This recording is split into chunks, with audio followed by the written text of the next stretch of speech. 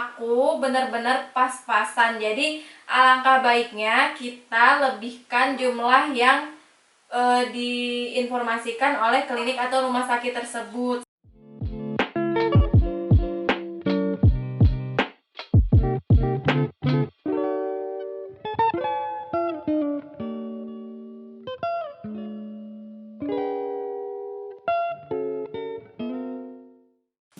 Halo teman-teman, apa kabar? Baik kan? Nah, kembali lagi di channel aku, Karina Afiska. Buat kalian yang belum subscribe dulu ya.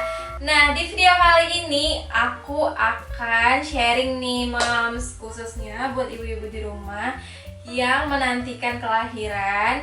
Di video kali ini aku akan sharing tentang pengalaman aku, perlengkapan apa aja yang perlu dan nggak boleh dilewatin ketika kita akan bersalin.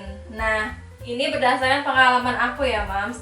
Nah, pada saat kita mau bersalin, otomatis kita sudah memilih tempat bersalin, klinik ataupun rumah sakit. Nah, klinik atau rumah sakit yang kita tuju nanti pasti memiliki informasi-informasi tentang perlengkapan yang harus dibawa ya, Mams. Nah, berdasarkan pengalaman aku, perlengkapan yang ditentukan oleh klinik maupun rumah sakit itu tuh jumlahnya menurut aku benar-benar pas-pasan. Jadi alangkah baiknya kita lebihkan jumlah yang diinformasikan oleh klinik atau rumah sakit tersebut. Seperti itu ya, Mams. Nah, kali ini aku akan share apa aja perlengkapan yang benar-benar penting dibawa ke klinik ataupun rumah sakit kita nanti untuk melahirkan. Nah, apa aja itu? Moms boleh catat, sambil dicatat juga boleh. Nah, ini dia perlengkapannya. Yang pertama itu harus bawa pakaian ganti tentunya ya. Jadi ketika kita datang, otomatis kita sudah berpakaian. Namun pada saat melahirkan kita butuh pakaian yang benar-benar nyaman, Moms. Nah, dari pengalaman aku pada saat aku melahirkan, aku menggunakan daster yang kancingnya itu seluruhnya ada di depan dari atas sampai bawah. Jadi menggunakan dan memakainya itu juga enak banget. Nah, untuk informasi aja, persalinan aku kemarin itu persalinan normal. Jadi ini perlengkapan untuk persalinan normal ya, Mams.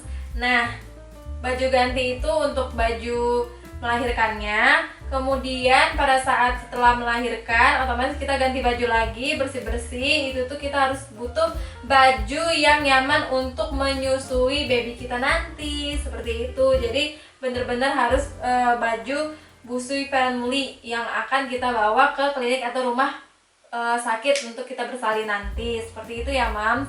Nah, selanjutnya setelah baju ganti dan baju menyusui yang kita sediakan untuk beberapa hari kita di klinik atau persalinan, kita juga harus siapkan baju untuk kita persiapan pulang ke rumah. Seperti itu. Nah, itu dia, Moms, bisa dicatat ya. Yang kedua itu adalah bra menyusui. BH menyusui itu penting banget karena pada saat kita setelah melahirkan otomatis kita akan menyusui bayi kita kan. Nah, kita butuh banget BH yang untuk menyusui, jadi gampang dan memudahkan akses kita untuk menyusui baby kita nanti. Nah, selain BH menyusui atau bra menyusui, kita juga perlu breastpad. Nah, itu tuh banyak macamnya ya, ada yang sekali pakai, ada yang bisa dicuci. Moms bisa cari infonya dan masukin deh ke ini list perlengkapannya ya, Moms, karena bener-bener penting banget biar nggak tembus air susunya, biar nggak mengenai baju kita. Seperti itu breastpad ya. Kemudian itu udah 3 breastpad. Yang keempat itu adalah pakaian dalam. Nah, penting banget pakaian dalam kita harus sering ganti karena kita kan setelah melahirkan itu darah nifasnya tetap keluar. Jadi benar-benar harus stok pakaian dalam sebanyak mungkin gitu ya, Moms. Dan yang kelima adalah kain sarung. Karena apa sarung penting?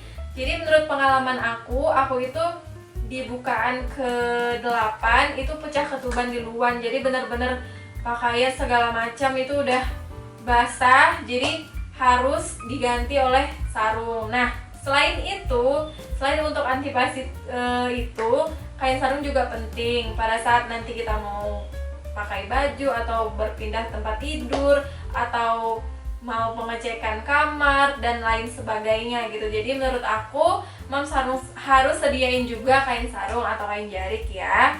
Kemudian ada lagi pembalut nifas nih Moms. Ini penting banget. Nah, waktu itu ketentuan dari klinik atau rumah sakit yang aku datangin itu, tempat aku bersalin itu, jadi dia membuat ketentuan perlengkapan pembalut nifasnya itu sejumlah 10 gitu atau berapa ya aku lupa. Nah, jadi itu benar-benar kurang, jadi harus ambil lagi ke rumah gitu. Jadi kalian harus benar-benar dilebihin kalau untuk pembalut. Ini tuh penting banget karena kita sesering itu gantinya, karena benar-benar harus ganti karena darah nifas setelah melahirkan itu benar-benar banyak banget Moms. Nah, itu menurut dari pengalaman aku pribadi ya, benar-benar penting banget pembalut nifas ini, beli sebanyak-banyaknya, stok sebanyak-banyak, karena kita kan memakainya lebih dari 1 bulan ya Moms, jadi harus benar-benar di stok gitu ya, penting banget pembalut nifas. Kemudian ada perlengkapan mandi. Nah, ini penting banget. Jadi setelah melahirkan itu kita kan pengennya bersih, wangi ya, gak bau-bau darah lagi bekas melahirkan. Nah, kita harus membawa perlengkapan mandi. Nah kan, jadi kita bawa sabun atau apa gitu, jadi biar bersih, kita bersihin badan pakai perlengkapan mandi. Menurut aku itu harus dan wajib banget dibawa ya Moms. Kemudian selanjutnya, ini penting juga sih, cemilan. Nah, berdasarkan pengalaman aku pas waktu mau melahirkan, waktu mau bersalin, itu nunggu bukaan itu benar-benar ngemil gitu Moms, selain jalan, gerakan gitu kan. Jadi cemilan itu benar-benar penting, jadi biar tenaga kita tuh ada gitu Moms, teman-teman semuanya.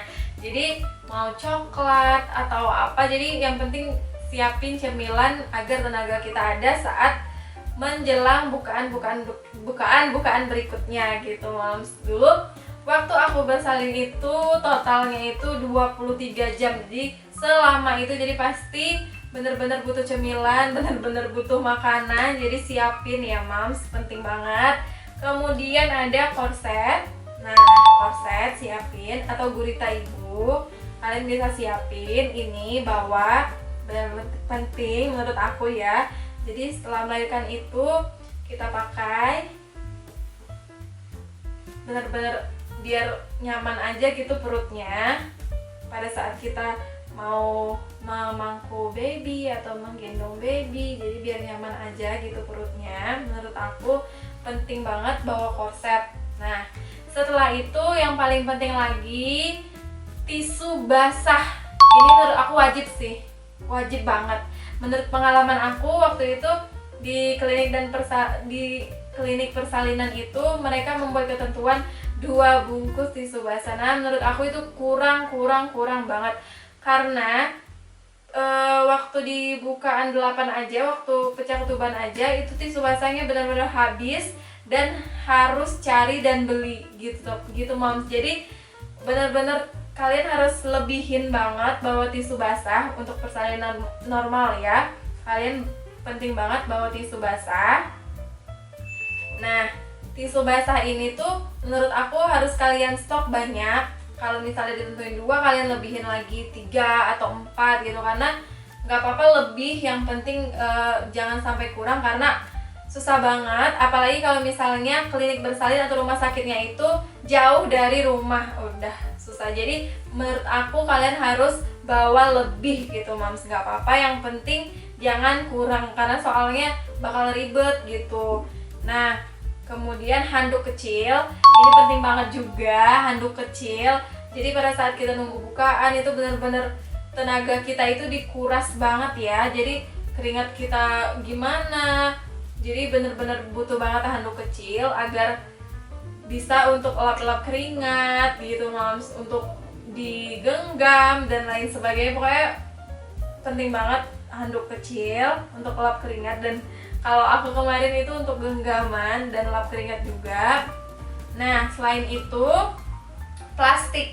Nah, kresek atau plastik ini kalian wajib, menurut aku wajib banget dibawa. Karena apa? Karena untuk sampah seperti sampah pembalut nantinya yang akan kita buang itu kita masukin plastik aja gitu, biar sampahnya lebih kelihatan,